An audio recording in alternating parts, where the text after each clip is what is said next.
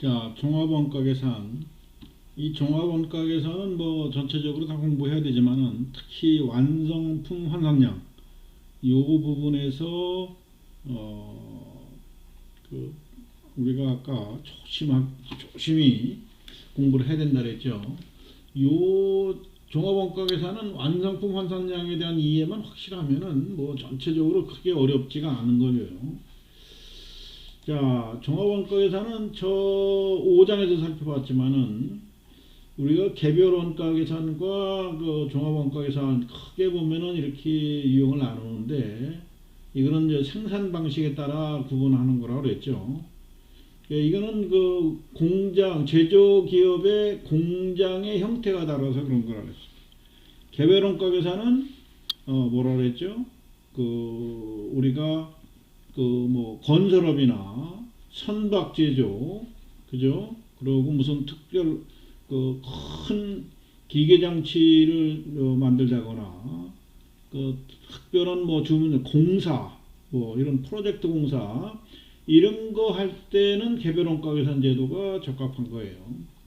우리가 이제 종합 원가 계산은 큰 공장에서 그 어떤 제조 라인을 통해서 어떤 제품이 막 쏟아져 나올 때 이런 형태 대부분의 어떻게 보면 제조기업이 다 이런 형태인데 뭐 석유라든가 석유화학 타이어 제조 제지 뭐 이런 것도 뭐 우유 제품 또 뭐 육가공품 뭐 이런 것들이 다 여기에 해당되는 거예요.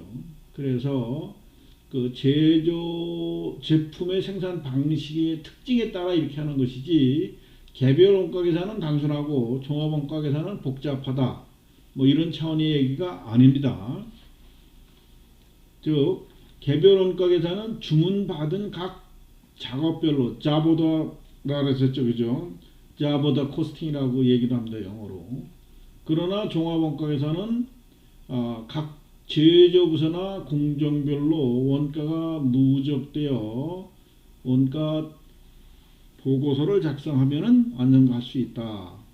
즉 종합원가 계산은 동종 또는 단일 제품을 반복적이고 연속적으로 생산하는 프로세스, 생산 공정 과정을 얘기하는 거예요. 이를 통해 대량으로 생산되는 상황에 적합한 원가 계산 방식으로서 그 생산량 전체 생산 원가를 생산량으로 나누면 제품의 단가가 계산되는 거죠.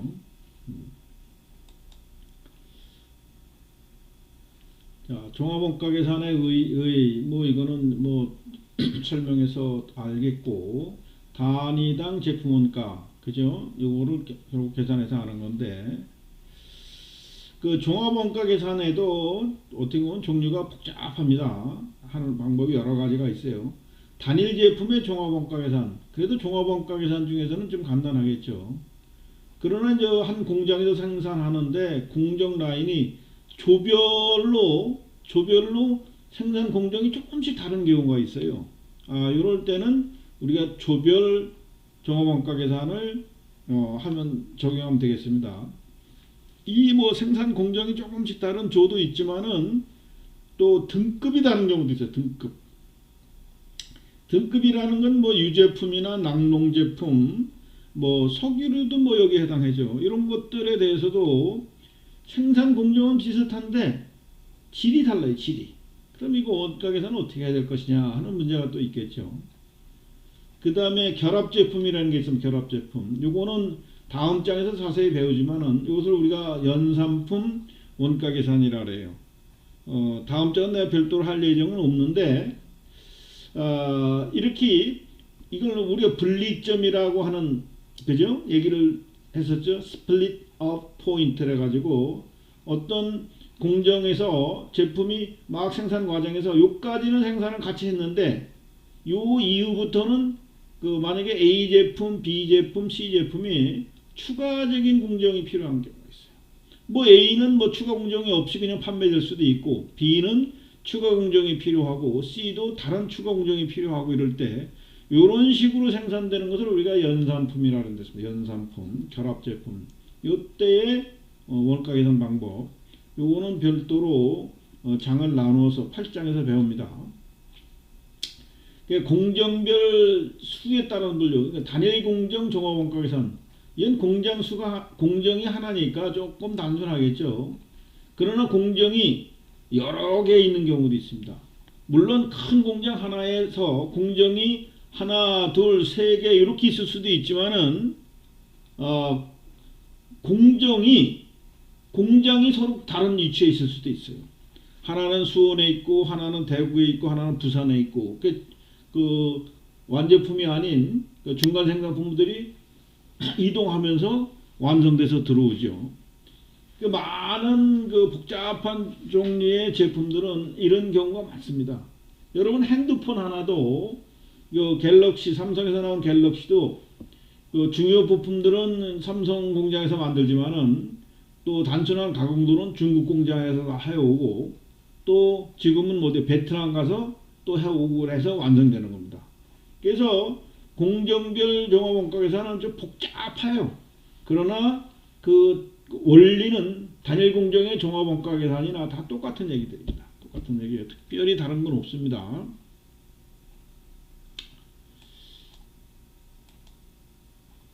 자, 종합원가 계산을 하는 데 있어서는 원가를 집계하는 것이 이제 중요해요. 자, 이게 뭐냐면은 종합원가, 제조원가는 재료원가와 가공원가. 가공원가라는 건 뭐라 그랬죠? 노무원가와 여기는 뭐 직접 노무원가, 그죠? 또 제조 간접원가, 뭐 이렇게 발생됩니다. 기본적으로 이제 공정 초에 우리가 이제 자동차 공장을 생각해 보면은 자동차가 딱 컨베이어 벨트에 차체가 딱 만들어지면은 거기에 지나가면서 유리도 붙이고 시트도 붙이고 각종 부품도 달고 나중에 바퀴도 붙이고 이렇게 해서 나오죠. 그때 이런 공정의 경우에는 주요 부품들이 공정 중간중간에 투입되기 때문에 공정 초에 투입되는 거 아니에요. 자, 그러니까 공정 초에 100% 투입되는 제조 과정이 필요한 제품들도 있고 공정 중에 중간중간에 수시로 재료를 투입하는 경우도 있습니다. 자, 그 다음에 이제 완성품 환산량. 이게 중요하다 그랬죠. 왜냐하면은 이게 우리가 전체 하나의 공장으로 생각하면은 1년 동안 제품이 원료가 들어가서 자 공정을 이렇게 돌아가지고 결국은 완제품이 나오는 거예요. 그죠? 그 완제품의 원가뿐만 아니라 이 공정에 물려 있는 거, 이게 뭐 디테일하게 보면은 1% 완성된 게 있겠고 여기에 99% 완성된 게 있겠죠. 그러니까 요 1%부터 99%까지 재료에서부터 제조 간접원가가 결국은 투입되어 있는 거 아니에요. 그죠? 그러니까 총 제조원가, 단기 제조원가는 이거 완성품뿐만 아니라 여기에도 들어가 있기 때문에 여기에도 원가를 할당해야 되는 거예요. 그죠? 배부를 해야 되죠. 그래서 그냥 배부하기는 어려우니까 요 공정 중에 있는 것은 완성도를 추적하는 거예요. 그래서 물량 곱하기 진척도. 이것도 우리가 예제에서는 그냥 뭐 30%다 70%다 이런 예를 주지만 실제는 뭐예요? 1%부터 99%까지 다 있을 수 있어요. 물론 로트 단위로 생산하면은 완성도가 뭐 30%, 60%뭐 이런 식으로 나올 수 있지만은 연속 공정에서는 1%부터 99%까지 있을 수 있는 거예요. 그죠? 그래서 좀 복잡하겠죠? 자, 완성품 환산량 계산할 때 우리가 기본적으로는 이거는 뭐 우리가 이제 뭐 공부 단계, 기초 단계는 공정초에 그 재료가 100% 투입된다고 가정하고 있지만은 아까 자동차라든가 일단 뭐 어떤 재료를 보면은 이런 것들은 그 공정 중간중간에 재료들이 들어가겠죠. 맥주 공장이면 어떻게일까? 처음에 그 맥주 재료, 바라보리하고 그 맥주 재료들을 섞어서 넣고 발효시키고 하면은 온 공정에 돌아다니면서 숙성이 돼서 나중에 병이 되겠죠. 이런 경우는 재료가 100% 기초에 투입되겠죠. 그죠? 공정 초에. 가공 원가는 생산 공정상 일정한 비율로 발생되는 거예요.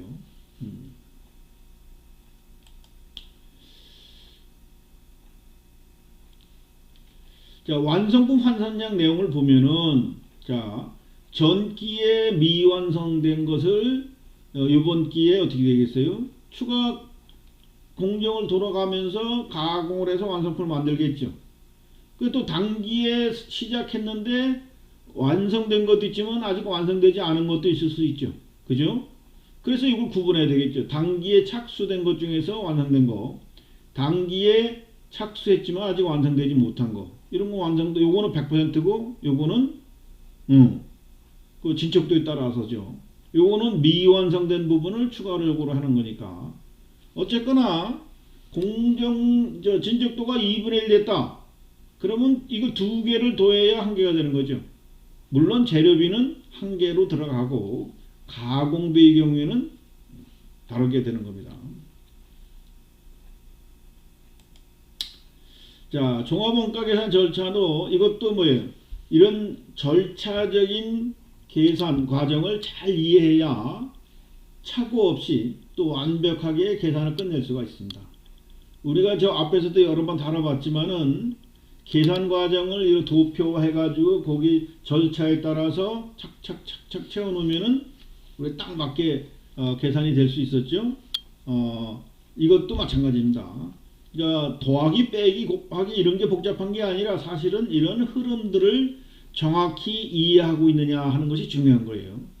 첫 번째, 물량의 파악. 총체적인 몇 개가 투입돼서, 10,000개가 투입돼서 몇 개가 생산 중에 있고 몇 개는 아직 완성되지 않았다. 이런 거 파악하는 거예요. 그 다음에 완성품 환산량 계산.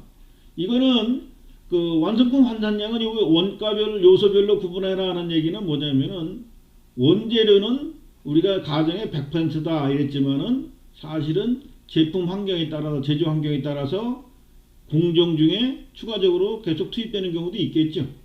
그리고 이제 가공 원가는 거기 이제 원재료에다가 결국 그 공장의 기술자들이 이것도 하고 기계도 대고 해가지고 완성이 되는 거니까 그거는 그 가공 원가의 이제 환산율을 계산해야 되겠죠.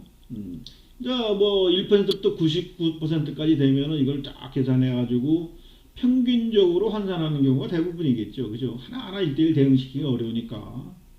그 다음에 이제 제조원가의 집계. 제조원가의 집계는 기초 제공품 원가. 여기에는 뭐 원재료와 또 가공비의 일부가 들어가 있겠죠. 또 단기 발생 원가가 있는데 이 단기 발생은 기본적으로는 뭐 이건 기초는 뭐예요? 전기에 만들던 중에 있던 거죠. 그러니까 요걸 여기에 우선 이걸 만들겠고 단기에 투입해서 완성된 게 있고 또 다 만들지 못한 거는 기말 제공품이 있겠죠. 재료가 기초에 100% 투입된다면 기말 제공품에는 재료는 100%고 이제 가공 정도에 따라서 가공비 배분이 달라지겠죠. 아까 가공비는 뭐라고? 노무비하고 제조간접원가라고 그랬었습니다. 이런 구조적 틀 저 앞에서도 배웠지만은 그걸 잘 이해하고 있어야만 이 문제를 쉽게 해결할 수 있습니다. 그래서 이런 틀을 가지고 여러분들이 이런 예제를 꼭 풀어보시면 되는데 무엇보다 더 중요한 것은 요 양식, 요 폼을 잘 이해해야 된다. 그러니까 그냥 이걸 추상적으로 뭐 이렇게 계산한다 할 것이 아니라 요 폼대로 잘 작성하고 따라가면 되는 거예요. 자, 제일 처음에 뭐라 그랬죠? 물량의 흐름을 파악한다. 물량에 몇 개 착수하고 완성된 게 몇 개고 뭐 이런 식으로. 그 다음에 완성품 환산량으로 따져보는 거예요. 우리 아까 가정에서 재료는 100%니까 100개, 100개, 200개인데 가공원가는 요거는 뭐 노무원가와 제조간접비죠. 요거는 아까 여기 뭐예요? 완성도가 25%라 그랬죠. 그럼 25개가 만들어져 완성품 25개다 이렇게 생각하는 거예요. 그 다음에 총 원가를 요약하는 건데 집계한다는 얘기예요. 기초 제공품의 원가는 없죠. 왜? 원래 투입된 게 없으니까. 그죠? 그리고 또 기초가 없다 그랬어요. 아주 간단하게. 있을 수도 있는 겁니다. 그러니까 단기 발생 원가가 이만큼 있고 가공 원가가 이만큼 있으니까 이것을 뭘 완성품 환산량으로 나눠주면 개당 50원, 40원 이렇게 나오는 거예요. 이걸 가지고 어떻게 해요? 원가를 이제 곱하기 나눠지는 거죠. 완성품은 90원, 기말 제공품은 100단위가 있긴 있는데 완성도가 25라 그랬죠. 그죠? 완성도가 25. 그래서 재료가 50, 가공비가 25 곱하기 40 하니까 6,000원 나왔습니다. 이런 식으로 계산하는 거예요. 그 다음에 이것도 종합원가 계산 절차에 기초 제공품이 있을 경우에는 그 배분과 가산이 어떻게 되는지를 그래프로 보여주고 있습니다. 그리고 이제 중요한 것은 선입선출법과 가중평균법이 있는데, 가중평균법은 기초와 단기를 구별하지 않고 한다는 얘기고요. 선입선출법은 먼저 들어온 것이 먼저 나가고, 그래서 기말에 있는 것은 단기 것이 기말로 남는다, 이런 얘기예요. 이거를 잘 이해해야 됩니다. 물론 여러분 그 가중평균법, 선입선출법, 후입선출법, 개별법 이런 거는 우리가 그 회계 원리 때 다 배운 거예요. 그 원리하고 똑같습니다. 어려워 생각하실 필요 없고요. 예, 물량의 흐름에 있어서 선입선출법 이런 것들은 원재료나 제품이나 상품에 다 적용되는 겁니다.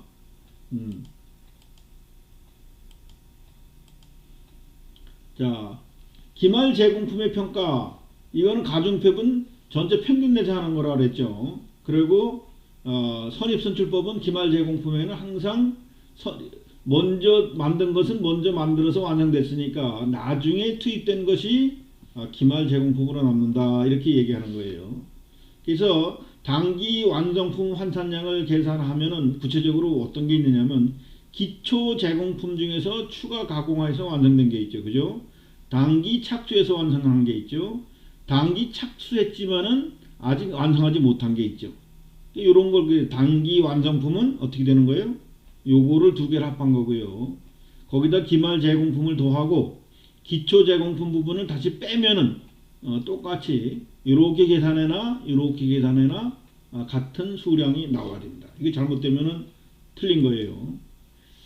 자, 그래서 예제하에서 여러분들이 이것도 똑같은 물량의 흐름, 완성품 환산량 계산하고 총원가를 집계하고, 요약이 아니라 집계라고 생각하면 됩니다. 완성품 환산량 단위당 단가를 계산한 다음에 그 물량이 나온 걸 가지고 곱해주면 되죠. 그래서 이 흐름을 잘 이해하는 것이 중요하다고 그랬습니다. 가중평균법과 선입선출법의 비교는, 가중평균법은 비교적 간편하지만 선입선출법은 기말과 기초를 구분해야 되니까 조금 복잡하지만은 그래도 후입선출법보다는 오히려 간단합니다. 지금 그래서 실무에서는 어쨌든 가중평균법이 간단하니까 이걸 많이 사용하고요. 또 요즘 환경에서는 물가 변동이 크지 않기 때문에 굳이 나눌 필요가 없어요. 그러니까 가중평균법을 쓰거나 선입선출법을 쓰거나 크게 차이가 없기 때문에 우리 간단한 가중평균법을 많이 쓴다. 이렇게 알아주면 좋겠습니다. 자, 연속 공정은 이건 뭐냐면은, 자, 1공정에서 6가지로 보면 완성품이 나온 거예요. 그러나 이 완성품을 가지고 다른 공장에 가서 또 만들어요. 공장이나 공정에 가서. 그러면 요것은 전공정 원가라고 그러는데, 요것이 꼭 재료 원가하고 성격이 똑같아요. 재료비하고 성격이 똑같습니다. 그러나 이제 이 공정에서는 또 새로운 재료가 투입될 수도 있겠죠. 그리고 가공비가 들어가고, 그래서 완성품이 나오고, 또 제3공정에 가면 또 전공정 원가가 또 생기겠죠. 이 공정이 여러 개 있는 회사의 경우, 제품의 경우에는 종합원가 계산을 다음과 같이 하는 겁니다. 그 다음에 이제 공선품 회계, 제품을 만들다가 이 파손되면은 이게 정상적인 거냐 아닌 거를 가지고 잘 구분해야 될 필요가 있다 그랬죠. 정상적이면 원가에 부담하고, 그리고 비정상적이면은 이건 공손 처리를 해서 손실로 처리한다 하는 것을 우리가 이미 설명한 바 있습니다. 자, 요까지 끝내고 결합 제품의 원가는 요 종합원가 계산을 이해하면은 뭘만 잘 이해하면 된다 그랬죠. 분리점에서 추가 공정에 대한 원가를 어떻게 계산할 것이냐 하는 문제만 다르지 근본적으로는 똑같습니다. 자, 요거까지 하겠습니다.